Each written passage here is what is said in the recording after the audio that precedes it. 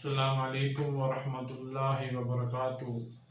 آپ لوگ خیر و عافیت سے ہوں گے۔ اللہ تعالی ہمیشہ خیر و عافیت سے رکھے، صحت اور سلامتی کے ساتھ رکھے۔ درود شریف پڑھ لیں۔ اللہم صلی علی سیدنا محمد وعلی آل سیدنا محمد وبارک وسلم علیہ۔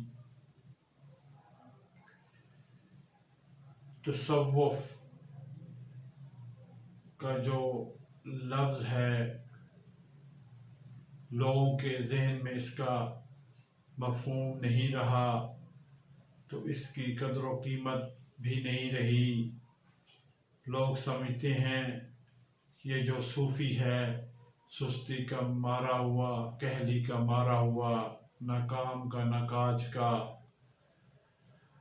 پیری مریدی تصوف کے لیے ایک بنیادی حیثیت رکھتی ہے، لیکن ہم پیری مریدی کو یہ سمجھتے ہیں کہ پیر کے پاس جاؤ، تویز لے کر آؤ، دم درود لے کر آؤ اور نذرانہ دے کر آؤ، بس ہم اسی تصور کو پیری مریدی سمجھتے ہیں۔ تصوف ایک پاکیزہ لفظ ہے، اس کا مفہوم بہت اچھا ہے، لیکن ہم نے اس کو سمجھا نہیں۔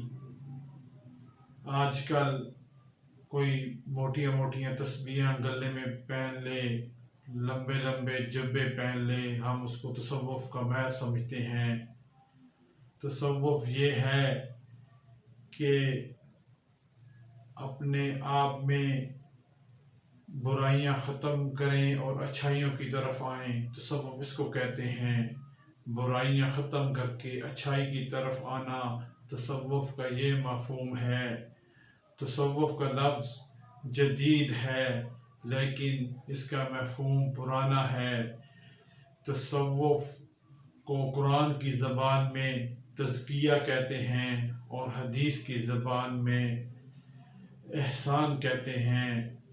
اس کا مطلب ہے کہ اپنے آپ کو صاف ستھرا کرنا ہے، برائی سے پاک کرنا ہے، اچھائی کی طرف آنا ہے، قال کو حال میں بدلنا ہے، جو باتیں نہ رہیں، عملی طور پر باتیں کرنی ہیں، پریکٹیکل کے طور پر باتیں کرنی ہیں۔